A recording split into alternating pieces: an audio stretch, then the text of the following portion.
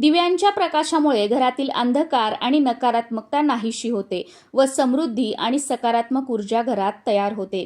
हे दीपा, तू सर्वरूप व अग्निरूप आहेस। सर्व तेजांमध्ये तू उत्तम तेज आहेस।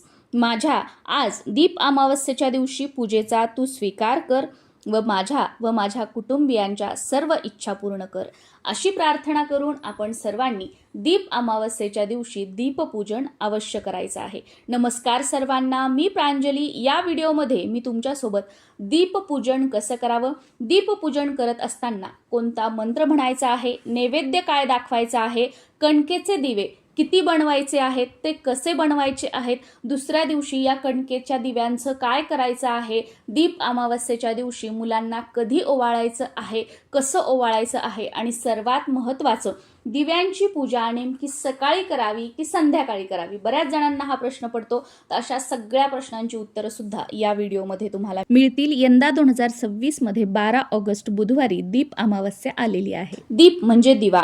दीप अमावस्येच्या दिवशी आपल्या घरामध्ये जे काही दिवे असतात, जे आपण वर्षभर रोजच्या देवपूजेसाठी असेल किंवा व्रतवैकल्यांसाठी असेल सर्व दिवे वापरतो, तर ते सगळे दिवे अगदी वरचे ठेवणीतले वगैरे जे सगळे दिवे असतील ते काढून घ्यायचे आहेत, स्वच्छ धुवून पुसून घ्यायचे आहेत आणि त्यांचंच या दीप अमावस्येच्या दिवशी आपल्याला पूजन करायचं आहे। आषाढ महिन्याचा शेवटचा दिवस म्हणजे दीप अमावस्या आणि श्रावण महिना सुरू होत असल्यामुळे या दिव्यांची पूजा करून आपण श्रावण महिन्याचे स्वागत करत असतो। त्याचबरोबर दीप अमावस्या हा पितृतर्पण म्हणजेच पितरांसाठी देखील एक उत्तम दिवस आहे। या दिवशी पितरांची सुद्धा पूजा केली जाते, त्यांना नैवेद्य दाखवला जातो, ज्यामुळे घरात जर पितृदोष असेल तर तो नाहीसा होतो आणि पितरांचा आशीर्वाद सुद्धा आपल्याला प्राप्त होतो। दीप अमावस्येच्या दिवशी पूजा तुम्ही सकाळी आपण जेव्हा देवपूजा वगैरे करतो, तर देवपूजा झाली की लगेच आपण देवघराच्या बाजूला किंवा तुमच्या घरामध्ये जिथे कुठे मोकळी जागा असेल तिथे आपण दीपपूजन करू शकतो, जेणेकरून ही दिव्यांची पूजा दिवसभर आपल्या घरामध्ये राहील आणि आपल्या घरामध्ये सकारात्मक लहरी पसरतील। सकाळच्या वेळेस जर काही कारणाने तुम्हाला ही पूजा करणं शक्य झालं नाही, तर संध्याकाळच्या वेळेस जो प्रदोष काळ असतो ती वेळ सुद्धा दीपपूजन करण्यासाठी उत्तम मानली जाते, तर त्यावेळेस सुद्धा तुम्ही दीपपूजन करू शकता। पण या दोन्ही वेळा जर तुम्हाला शक्य झालं नाही, तर अगदी सकाळी उठल्यापासून ते रात्री सूर्य मावळेपर्यंत तुम्ही कधीही दीपपूजन तुमच्या वेळेनुसार करू शकता। ही महत्त्वाची गोष्ट लक्षात घ्या की तुमच्याकडे लांब वात लावण्याचे जे काही दिवे असतील तर त्यामध्ये तुम्हाला तेलाचा वापर करायचा आहे। जे कोणतं तेल तुम्ही तुमच्या दिव्यासाठी वापरतात, दररोज देवपूजा करताना वगैरे दिवा लावताना जे तेल वापरतात त्याचा वापर तुम्हाला करायचा आहे। शक्यतो तिळाचं तेल असेल तर अतिशय उत्तम, बाकी तुमच्याकडे जे असेल ते। आणि जे आपण आरती करण्यासाठी किंवा तुपाचं निरांजन लावण्यासाठी जे आपण निरांजन घेतो, तर त्याच्यामध्ये फुलवात आणि त्याच्यामध्ये शुद्ध जे तूप असतं गाईचं त्याचा वापर करायचा आहे। जसं की बघा इथे जे माझं आरती करायचं आहे तर त्याच्यामध्ये मी फुलवाती लावलेल्या आहेत आणि बाकी सर्व दिव्यांमध्ये ज्या लांब वाती आहेत त्या मी लावून घेतलेल्या आहेत।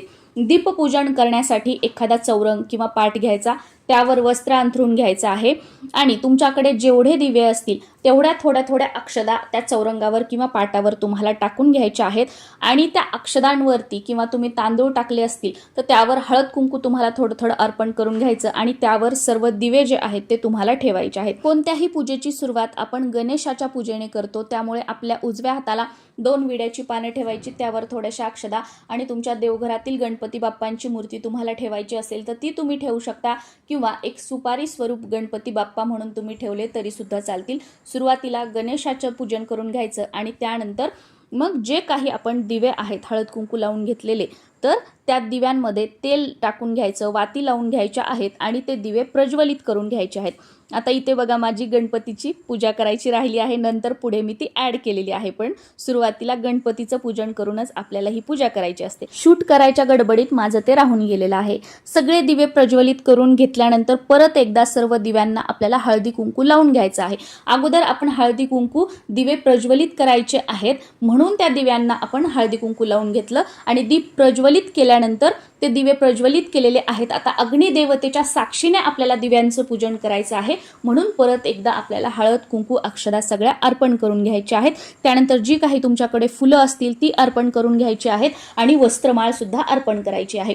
आता ज्या तुम्ही बाहेर पूजा साहित्याच्या दुकानातून वस्त्रमाळ आणताना तर त्या सगळ्या कुंकवानेच रंगवलेल्या असतात. पण वस्त्रमाळ कधीही एक हळदीने, एक कुंकवाने, एक हळदीने, एक कुंकवाने त्याचं रंगवलेलं असतं, अशी अर्पण करायची असते. मग तुम्ही विकत जर आणली ना, जे कुंकवाचं असतं ते राहू द्यायचं आणि त्याच्यामध्ये एक एक एक एक तुम्ही घर जे असतं ते हळदीने रंगवून घेऊ शकता. अशी तुमची हळदी कुंकवाची वस्त्रमाळ होईल. किंवा घरी बनवलं तर मग आपण हळदी कुंकवाने रंगवलेल्याच असतात. आता माझ्या ज्या वस्त्रमाळी आहेत त्या घरीच बनवलेल्या आहेत. वस्त्रमाळीला बऱ्याच भागांमध्ये कापसाचे वस्त्र किंवा कापसाची माळ सुद्धा म्हटलं जातं. नंतर धूप अगरबत्ती ओवाळून घ्यायची. दीपपूजनाला लाह्यांचा किंवा मुरमुऱ्याचा नैवेद्य दाखवण्याची पद्धत आहे. आमच्या भागामध्ये तरी हा दाखवला जातो. तर तुमच्या भागामध्ये जी पद्धत असेल नैवेद्य दाखवण्याची तो नैवेद्य दाखवायचा किंवा अगदी तुम्ही साखराचा, दूध साखरेचा नैवेद्य दाखवला तरी सुद्धा चालतो. पण या दिवशी लाह्यांचा नैवेद्य आवर्जून दाखवावा.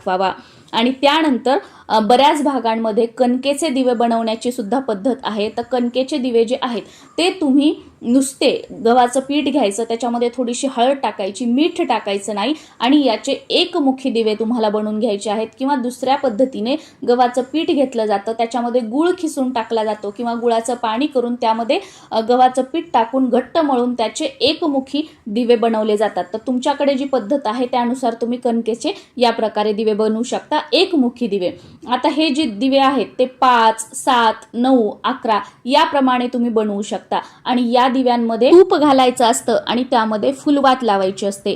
कारण या कणकेच्या दिव्यांनी हे जे सर्व दिवे आपण प्रज्वलित केलेले आहेत, दिव्यांची पूजा केलेली आहे, तर या पूजेला ओवाळलं जातं. म्हणून या कणकेच्या दिव्यांमध्ये तेलाचा वापर करायचा नाही किंवा लांब वातीचा वापर करायचा नाही. आमच्याकडे तरी अशी पद्धत आहे किंवा आमच्याकडे ही गोष्ट पाळली जाते. अगदी आजी पणजी पूर्वीपासून या गोष्टी आमच्या घरात सर्वांना सांगितल्या जातात की मनुष्याला म्हणजे मानवाला तुपाच्या दिव्याने ओवाळायचं नसतं आणि देवाला कधी तेलाच्या दिव्याने ओवाळायचं नसतं. नेहमी आपल्याला कोणाचं औक्षण करायचं असेल तर मनुष्याला ओवाळण्यासाठी तेलाचा दिवा वापरायचा आणि देवांना ओवाळण्यासाठी कधीही तुपाच्या निरांजनाने ओवाळायचं असतं. तेलाच्या दिव्याने देवांना कधीच ओवाळायचं नाही.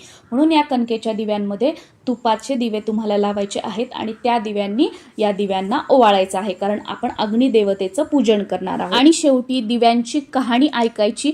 ती तुम्ही तुमच्याकडे चातुर्मासाचं पुस्तक असेल तर त्यातून वाचू शकता किंवा तुम्ही मोबाईलवर ऐकली तरी सुद्धा चालेल. पण दिव्यांची कहाणी ऐकल्याशिवाय आपली ही दीप अमावस्येची पूजा जी आहे ती पूर्ण होत नाही. कहाणी ऐकून झाल्यानंतर आपली पूजा पूर्ण होते. जो काही लाह्यांचा नैवेद्य दाखवलेला आहे तो आपण घरातील सर्वजण खाऊ शकतो. ही पूजा तुम्ही सकाळी केली असेल तर संध्याकाळी दिवे लागण्याची जी वेळ असते त्यावेळेला परत या दिव्यांमध्ये तेल टाकायचं, तूप टाकायचं, परत दिवे प्रज्वलित करायचे, हळदी कुंकू वाहून नमस्कार परत एकदा करायचा आहे आणि मग रात्री तुमच्या घरातील जे मुलं आहेत त्यांना ओवाळायचं आहे. आता मुलांना ओवाळण्यासाठी या दिवशी कणकेचे 2 दिवे बनवायचे आणि त्याच्यामध्ये तेल व लांब वात टाकून या दिव्यांनी ओवाळायचं असतं. बरेच जण काय करतात की हे जे तुपाचे दिवे आहेत बनवलेले यानेच मुलांना ओवाळतात. पण मी तुम्हाला मागाशी सांगितल्याप्रमाणे आमच्याकडे तरी तुपाच्या दिव्याने मुलांना ओवाळत नाही. आणि ही जी पूजा आहे दुसऱ्या दिवशी सकाळी स्नान झाल्यानंतर उचलून घ्यायची आहे, उत्तर पूजा करायची आहे. आणि जे काही कणकेचे दिवे आपण बनवलेले आहेत त्यातील वाती काढून घ्यायच्या आणि ते तुम्ही गाईला खाऊ घालू शकता किंवा तुम्ही गूळ घालून बनवलेले दिवे असतील ते उकडून वगैरे घेतलेले असतील तर त्यातल्या वाती काढून घ्यायच्या, वरचं त्यात दिव्यातलं काढून घ्यायचं जिथे जळालेलं आहे दिव्यामुळे आणि ते दिवे खाल्ले तरी सुद्धा चालतात. बऱ्याच ठिकाणी प्रसाद म्हणून हे दिवे जे आहेत ते खाल्ले जातात. दिव्यांची पूजा करताना किंवा दीपपूजन झाल्यानंतर शुभं करोति कल्याणम आवर्जून म्हणायचं आहे. किंवा हे पूजन करत असताना तुम्ही मोबाईलवर बाजूला हळू आवाजामध्ये, मंद आवाजामध्ये लावून ठेवलं तरी सुद्धा चालेल. या दिवशी आवर्जून ऐकावी ती म्हणजे दीप अमावस्येची कथा. ती या प्रकारे आहे. पूर्वी एका नगरीमध्ये एक राजा राहत होता. त्या राजाची एक सून होती. ती दररोज देवपूजा करत असे. नित्य नियमाने ती दिवे स्वच्छ धुवून त्यांची पूजा करत असे आणि त्यांना नैवेद्य अर्पण करत असे. एक दिवस राणीने गुपचूप अन्न ग्रहण केले आणि त्याची राणीला विचारणा केली असता राणी नाही म्हणाली आणि त्याचा आरोप राणीने उंदरांवर टाकला. उंदरांना जेव्हा हे समजले तेव्हा त्यांनी राणीला अद्दल घडवायचे ठरवले. उंदरांनी राणीची चोळी रात्री गुपचूप पाहुण्यांच्या अंथरुणांमध्ये नेऊन टाकली. त्यामुळे राणीची बदनामी झाली. घरातील सर्वांनी राणीवर आरोप केले आणि राणीला हाकलून दिले. पुढे एके दिवशी राजा शिकारीवरून येत असताना रात्री गावाबाहेर एका ठिकाणी थांबला. त्याला गावातील सर्व दिवे एका झाडावरती बसलेले दिसले आणि सर्व दिवे एकमेकांना घरी काय गोड नैवेद्य भेटला आणि कशी पूजा झाली त्याबद्दल सांगत होते. परंतु राजाचा दिवा म्हणाला, मला नैवेद्य मिळाला नाही, माझी पूजा झाली नाही, कारण राणीवर खोटा आरोप झाला आणि तिला काढून दिले. त्यांचे हे संभाषण राजाने ऐकले. तो दिवस होता दीप अमावस्येचा. राजा घरी गेला. त्याने परत सर्व प्रकारची तपासणी केली. राणी निर्दोष आढळल्यावर त्याने तिची क्षमा मागितली आणि तिला सन्मानाने राज्यात परत आणले. राणीने केलेल्या दीपपूजेमुळे तिच्यावरील आळ टळला, राणीला दीप पावला, अशी ही दीप अमावस्येची कहाणी आहे.